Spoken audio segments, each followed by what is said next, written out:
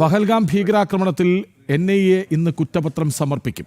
ജമ്മുവിലെ പ്രത്യേക കോടതിയിലാണ് കുറ്റപത്രം സമർപ്പിക്കുക. ഏപ്രിൽ 22-നായിരുന്നു രാജ്യത്തെ നടുക്കിയ ഭീകരാക്രമണം. വിവരങ്ങളുമായി ശ്രീകാന്ത് ഒപ്പം ചേരുന്നു. ശ്രീകാന്ത്, ഒരു ഭീകരാക്രമണം നടക്കുന്നു, അത് ഏപ്രിൽ 22-ന്. ഇന്ന് കുറ്റപത്രം സമർപ്പിക്കുകയാണ്. എത്രമാത്രം ഗൗരവത്തോടെയാണ് ആ ഭീകരാക്രമണത്തെ, നടന്ന സംഭവത്തെ കൈകാര്യം ചെയ്തത് എന്ന് കൃത്യമായി വ്യക്തമാകുന്നു ഇതിലൂടെ, അല്ലേ?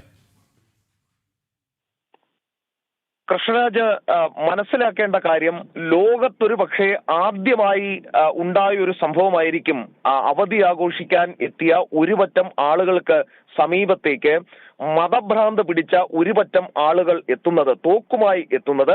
അതിനുശേഷം അവരോട് കലിമ ചൊല്ലാൻ പറയുന്നത് ഒരുപക്ഷെ ആദ്യമായി ആയിരിക്കും. അതായത് മുസ്ലിം മത പ്രാർത്ഥന അത് അവർ ഹിന്ദു ആണോ, മുസ്ലിം ആണോ, ക്രിസ്ത്യനാണോ, ഏത് മതമാണ് എന്നറിയുന്നതിന് വേണ്ടിയാണ്. കലിമ ചൊല്ലാൻ അറിയാത്ത ആളുകളെ അത് വീണ്ടും ഒന്നുകൂടി ഉറപ്പിക്കുകയാണ് അവർ മുസ്ലിം അല്ല എന്നുള്ളത്. അതിനുവേണ്ടി അവരുടെ അടിവസ്ത്രം പൊക്കി നോക്കുകയാണ്. അവരുടെ വസ്ത്രം പൊക്കി നോക്കിയതിന് ശേഷം അവർ മുസ്ലിം അല്ല എന്ന് ഉറപ്പിച്ച് ഒടുവിൽ വെടിവെച്ച് കൊല്ലുകയാണ്. അതായത് കാഫറുകൾ ഈ ഭൂമിയിൽ ജീവിക്കാൻ അർഹരല്ല എന്ന് ആ ആളുകൾ, ഈ കൊടും ഭീകരർ, ജെയ്ഷെ ഭീകരർ പ്രഖ്യാപിച്ചുകൊണ്ടാണ് 26 നിരപരാധികളെ വെടിവെച്ച് കൊല്ലുകയുണ്ടായത്. അതായത് അവർ വിശ്വസിക്കുന്ന മതപ്രകാരം, അവർ പഠിച്ച മതഗ്രന്ഥപ്രകാരം അവർക്ക് ഈ കാഫറുകൾ ഈ ഭൂമിയിൽ ജീവിക്കാൻ അർഹരല്ല എന്നാണ് അവരെ അത് പഠിപ്പിച്ചിരിക്കുന്നത്. അതാണ് അവർ അവിടെ പ്രയോഗിച്ചത്. ഇത്രയും ഹീനമായ കുറ്റകൃത്യം, ഇത്രയും ഹീനമായ ആക്രമണം ലോകത്തൊരു പക്ഷേ പഹൽഗാമിലായിരിക്കും ആദ്യമായി റിപ്പോർട്ട് ചെയ്യപ്പെടുന്നത്. ഈ രാജ്യം അതിന് നേരെ കൊടുത്ത മറുപടി ഉരുക്കുമുഷ്ടി എന്നൊക്കെ നമ്മൾ പറഞ്ഞാൽ കുറഞ്ഞു പോകും. അതിഭീകരമായിരുന്നു ഓപ്പറേഷൻ സിന്ദൂറിലൂടെ. ജെയ്ഷെ സ്ഥാപകന്റെയൊക്കെ കുടുംബത്തിൽപ്പെട്ട 11 പേർ ചാരമായി പോകുന്ന കാഴ്ച നമ്മൾ കണ്ടതാണ്.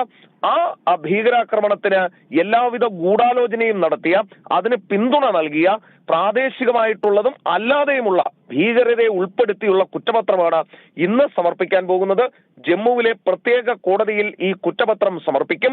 അതിനുശേഷമായിരിക്കും അതിന്റെ തുടർ നടപടികൾ നടക്കുന്നത്. വളരെ വേഗം ഈ കേസിൽ അന്വേഷണം മുന്നോട്ട് കൊണ്ടുപോകാൻ NIAക്ക് സാധിച്ചു. പാകിസ്ഥാന്റെ പങ്കും പാക് സ്പോൺസേർഡ് ഭീകരരുടെ പങ്കും പകൽ വെളിച്ചത്തിലെന്ന പോലെ തെളിഞ്ഞ ഒരു കേസ് കൂടിയാണ് ഇത്.